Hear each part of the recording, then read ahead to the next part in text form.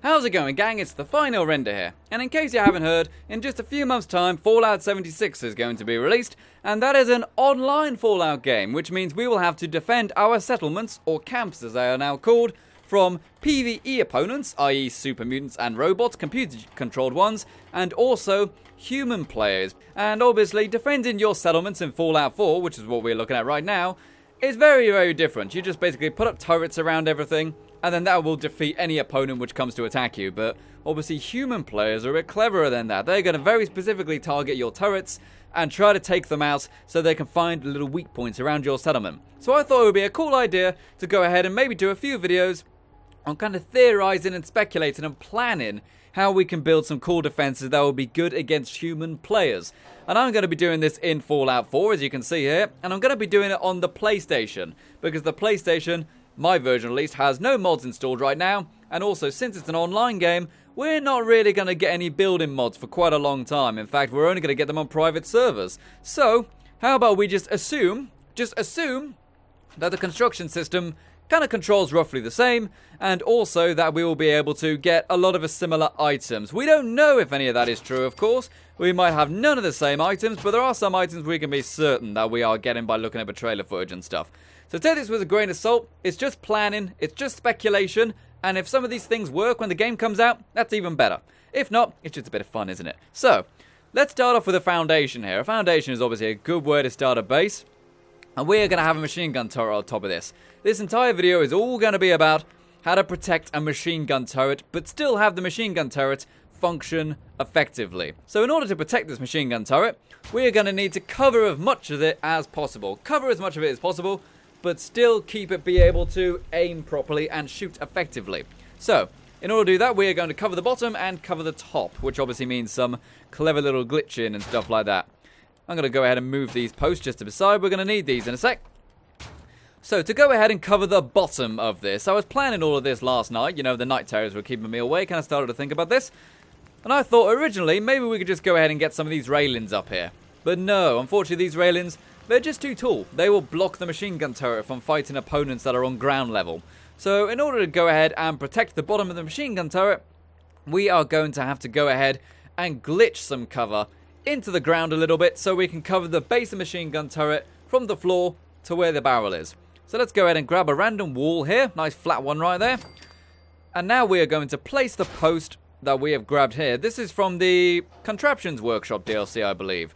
Only DLCs I've got installed are Contraptions, Wasteland Workshop, and Vault-Tec DLC. I don't have Nuka or Far Harbor, so I'm missing those assets there. These posts, of course, can glitch into the ground, which is why we love them. They're very similar to the foundation pieces. And since they can glitch into the ground, we can make other items glitch into the ground as well, which is very, very useful. There we go. Alright, I've got it to work now. I actually had to grab 2 posts in order to glitch it low enough.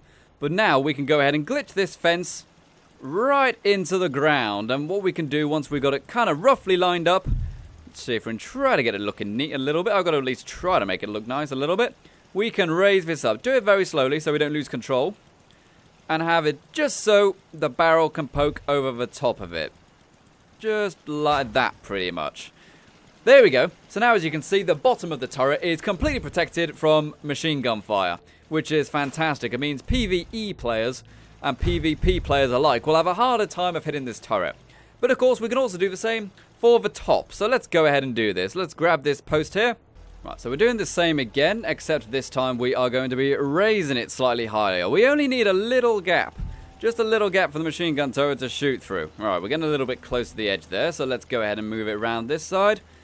And of course, with Fallout 76, the buildings that you make are saved to a blueprint, so therefore you can take this camp wherever you go. Which is actually quite cool in a way, because it means that, say if you run out of resources in a particular area, you can just pack up your camp and move it along. And then imagine, say if one player has had one camp for years, and then they've just improved that one camp for years and years and years. It's going to be almost impenetrable. And I think that's really, really cool. It means we'll get some really clever base designs going. And obviously, we don't even know if walls are indestructible or not. Looking at the footage, it looks like walls are indestructible, meaning you can't destroy them. But we can't be 100% certain, of course. Just looking at the footage with some of those monsters attacking the settlements, it looks like they were attacking the turrets, but they weren't attacking the walls. So I'm willing to assume that the walls are probably indestructible. There we go. We've got that lined up. pretty badly, but it is right there. And as you can see, it is protecting the top of the turret and the bottom of the turret. So therefore, human enemies are going to have a much harder time hitting this turret right here. And again, you know, we could even do the same for the sides, just to make it even easier. I've got like a nice half wall here. This is perfect, actually. It might make it look a bit neater. This obviously is not going to be neat. You know, your bases are either going to be neat and tidy and pretty, or they're going to be effective, meaning not so pretty.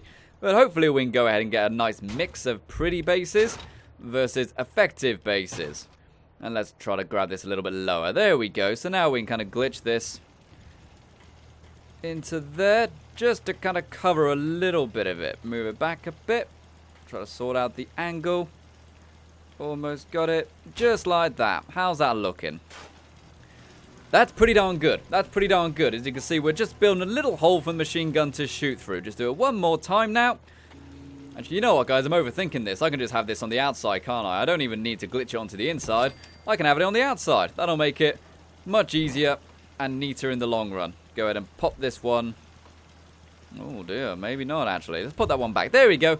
So now we just got a tiny little slot for the machine gun to shoot through, which is really, really nice. Let's, for argument's sake, say that I want to protect it from a high-up angle. Say if someone's very high up with a sniper rifle, they can shoot into there or throw grenades in.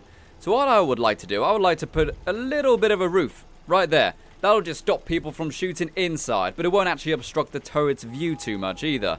And we could probably do this a bit simpler than we could do the other things, really. We could probably just grab, say, like a post like this. I hope this works. Put a post right there and grab the half floor section. Just like that. There we go. Yep, if we could probably move it a little bit closer as well if we want to. That's probably as close as we're going to get it without also rug glitching it and stuff like that as well. We could rug glitch it also to make it even closer, but that's pretty darn close. Yeah, so it's not straight, obviously, but that's definitely going to protect it from shots coming in at the top. And obviously, from the inside, you can see it's still got a nice little viewing port to shoot things right in front of it. Not bad, right? And as a final piece de resistance right here, a final little tip, which I'm going to go ahead and give you, is to use some wire fencing. We're going to put some wire fencing in here. Why? Because this will stop grenades. It will stop grenades and it will stop other people charging in, say if they've got a melee weapon or a very short range weapon. Now, you obviously can't go ahead and put a wire fence here if you are trying to protect a missile launcher, because the missiles will just hit your own wire fence and then they will blow up, and that's obviously no good. But these wire fences here, the turrets can shoot through them. They can shoot through them, and also unfortunately the actual players can shoot through them also. But it does block grenades coming through. Do I have any grenades even? Oh, I don't have any grenades, but I do have a mine. This will demonstrate the point enough anyway. If I go ahead and try to, say, throw a grenade in at the turret, the wire will block the grenade or mine or even missile launcher. It will block a missile if it hits the fence, meaning the explosion will go off here rather than on the turret. So those are just a few little ideas I had about how we could try to protect our turrets as best as possible. It's obviously not a very pretty defense right here, but it will be effective. You don't necessarily need everything. You don't necessarily need to go ahead and have this floor section right here. You don't even need the wire fence if you really don't want it. But seeing as you can shoot through the wire fences, and also the turrets can shoot through wire fences and target enemies as well, I have tested it, then it means you have got like a one-way system which will stop missiles and grenades, but not bullets, which is great. And seeing as we have covered as much of it as possible, it basically means any human players are basically going to have to go right in front of it in order to go ahead and get a shot at the turret. What if you had like 5 of these all in a row? It's going to be very, very hard to get to a decent angle to take out these turrets. It's going to be very hard.